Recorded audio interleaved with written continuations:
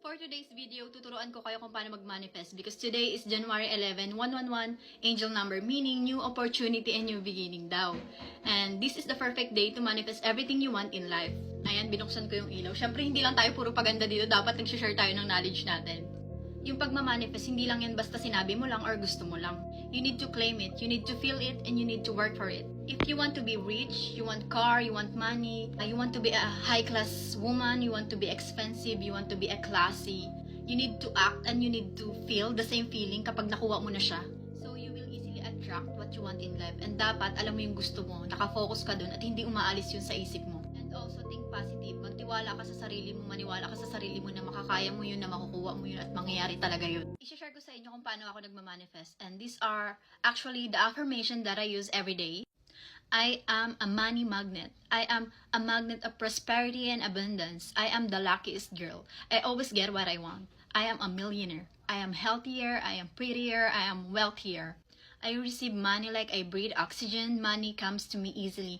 Money finds me. Money chases me. Those are my words of affirmation every day because you need to think positive. You need to say positive to yourself so everything will follow. Makinig ka.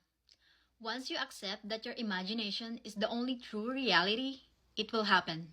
Ganyan ako mag-manifest before. Kiniklaim ko na, ini-imagine ko na nandun na ako sa sitwasyon na yun. For example, itong nose ko before ako magpa-rhinoplasty. Minanifest ko na yan, inimagine ko na yan. Inimagine ko na yung sarili ko na anong mukha ko pag matangos ako. Pag nasa trabaho ako or kahit saan, pag nasa salamin ako, tinitignan ko yung mukha ko, ginaganon ko yung ilong ko. Magiging matangos ka, magpapa-rhinoplasty ka, ganun. Kailangan mo kasing bigyan ng energy manifestation mo para ma-attract mo talaga siya at para mangyari talaga siya. Naalala ko before, I think grade 6 ako nun. Basta bata pa ako nun. Sinabi ko sa sarili ko na balang araw magkakaroon ako ng isang set ng jewelry.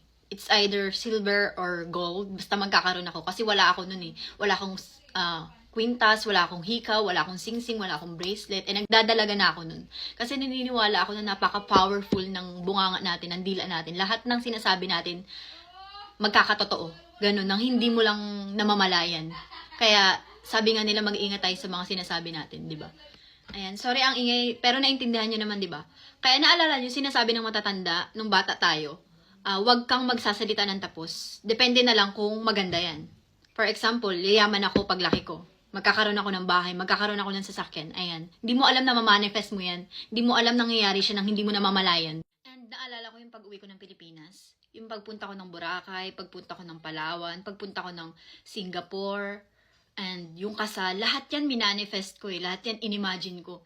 Parang nandun ako sa sitwasyon na yun. Lagi kasi akong nag-iisip ng positive and nag-i-speak positive ako sa sarili ko. Kinakausap ko yung sarili ko. Sinasabi ko na makukuha ko lahat ng gusto ko, mabibili ko lahat ng gusto ko, makakain ko yung gusto ko, mapupuntahan ko yung mga gusto kong puntahan. Magta-travel ako. Ganun. Lahat yan, minanifest ko lang. Lahat yan, inimagine ko lang before, pero nangyari na, nagkatotoo na. Kasi binibigyan ko siya ng energy. Ina-attract ko siya eh. Malayo pa yung mararating ko, marami pa akong minamanifest. At lahat yun mangyayari. Ganun ka dapat ka-positive. Yung manifestation kasi, hindi lang good yan. Masama din yan. Depende sa'yo kung paano ka. For example, may kaaway ka. Sinabi mo, sana masagasaan to. Sana matanggal to sa trabaho. Wini-wish mo siya ng bad.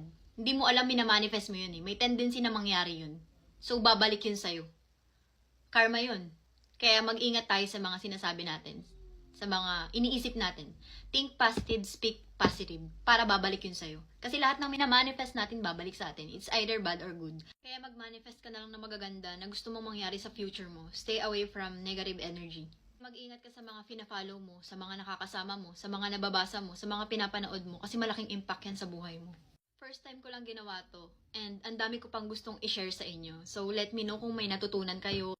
So, I think that's it for today's video. Mag-comment kayo kung anong gusto nyo pag-usapan natin or advice. And baka magpalit na ako ng content ko, maging ganito na. So, let me know and stay positive. Bye!